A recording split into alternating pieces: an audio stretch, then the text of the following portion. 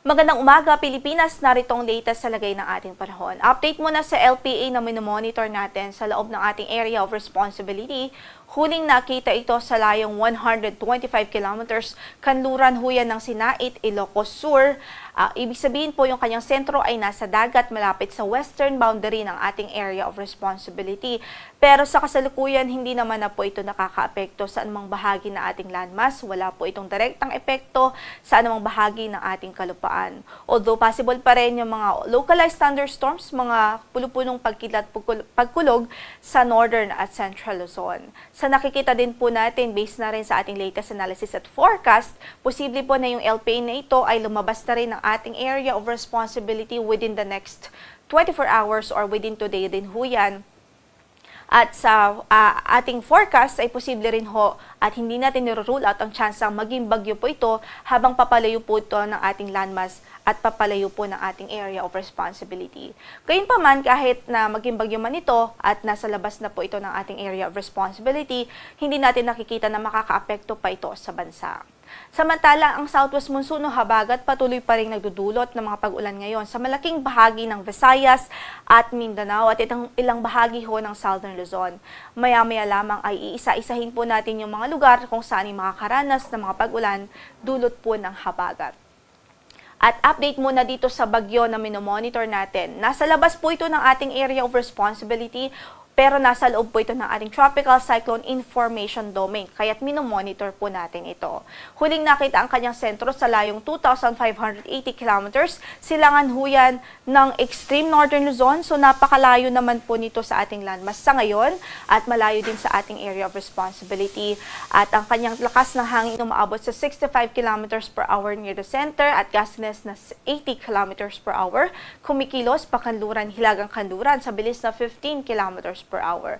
Pero based po sa ating latest analysis at forecast, may posibilidad po na by Sunday o Monday ay pumasok po ito ng ating PAR o ng ating area of responsibility at kung sakali ay papangalanan po natin itong si Bagyong Fabian. Based na rin sa ating forecast at analysis, may posibilidad din na bago po ito pumasok ng ating area of responsibility or upon entry ng ating PAR, ay typhoon category na po ito dahil nakikita natin na itong bagyong ito ngayon ay nasa tropical storm pero sa mga susunod na araw ay unti-unti pa rin po itong lalakas. Samantala sa ating ding forecast at patungkol naman sa tarakho nito, generally westward ang kanyang magiging movement sa mga susunod na araw hanggang sa unti-unti po itong pupunta dito sa hilagang kanluran. Pero hindi natin niro-rule out ang chance na maapektuhan nitong bagyo ang extreme northern Luzon sa mga susunod na araw. Kaya pinakamainam po na mag-antabay po tayo sa magiging updates ng Pag-asa ukol dito sa bagyo.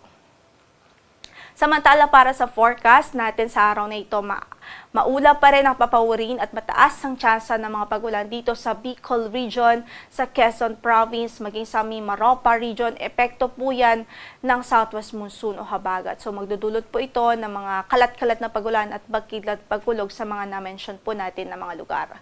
Samantala dito sa Metro Manila naman, sa natitirang bahagi pa ng Calabarzon, ay asahan din po natin, maging dito sa Central Luzon, asahan natin yung mga bahagyang maulap hanggang sa maulap na papawirin at posible pa rin yung mga isolated, mga biglaang pagbuhos ng ulan na mga panandalian lamang din. Samantala sa Northern Luzon, asahan din natin ng mga localized thunderstorms dahil nga po yan sa mga posibilidad ng mga pagkidlat pagkulog. At para sa Metro Manila, from 25 to 31 degrees Celsius ang inaasahang magiging agwat ng temperatura. Sa Baguio ay 17 to 24 degrees Celsius. Sa Lawag ay 24 to 32 degrees Celsius. Sa Tugigaraw naman ay 24 to 31 degrees Celsius. Sa Legazpi ay 25 to 31 degrees Celsius. Habang sa Tagaytay ay malamig din from 24 to 29 degrees Celsius. Dumako naman ho tayo sa Kabisayaan at malaking bahagi ng Mindanao. Sa Visayas, magiging cloudy o generally maulap ang papawirin at may mga kalat-kalat na pagulan at pagkidlat at pagkulog pa rin dahil sa habagat o southwest monsoon. Gayon din sa Zamboanga Peninsula, sa Northern Mindanao, Caraga Region at maging sa Davao Region, asahan din natin ang maulap na papawirin at tsansa po ng mga thunderstorms, mga pagkidlat pagkulog at mga kalat-kalat na pag-ulan dahil din po sa epekto ng habagat. Para naman sa pagtayo ng ating temperatura sa Tacloban from 25 to 30 31 degrees Celsius, 26 to 31 sa Cebu, 24 to 31 sa Iloilo. Sa Cagayan ay 24 to 31 degrees Celsius, 24 to 32 naman sa Davao, 25 to 31 degrees Celsius sa Zamboanga City. Again, sa mga na-mention nating lugar kung saan ay inaasahan nating magiging maulan sa araw na ito dahil sa habagat, such as dito nga po sa Bicol Region, Mimaropa, Quezon Province, dito nga po sa buong Visayas, Zamboanga Peninsula, Northern Mindanao, Caraga at Davao Region. Huwag kong kalimutang magdala ng payong saan man ang ating lakad sa araw na ito at maging alerto din ho sa mga posibilidad ng mga pagbaha o mga localized flooding. Wala rin tayong gale warning ngayon na nakataas sa namang bahagi ng ating mga baybaying dagat, although ingat pa rin ang ating abiso sa ating mga kababayang mandaragat, especially yung mga gumagamit ho ng mga maliliit na sasakyang pandagat. Samantala, ang sunrise po natin is 5:41 in the morning at mamaya ay lulubog ang araw sa ganap na alas 6:22 ng hapon. Ito po si Lori de la Cruz, Galicia. Magandang araw po.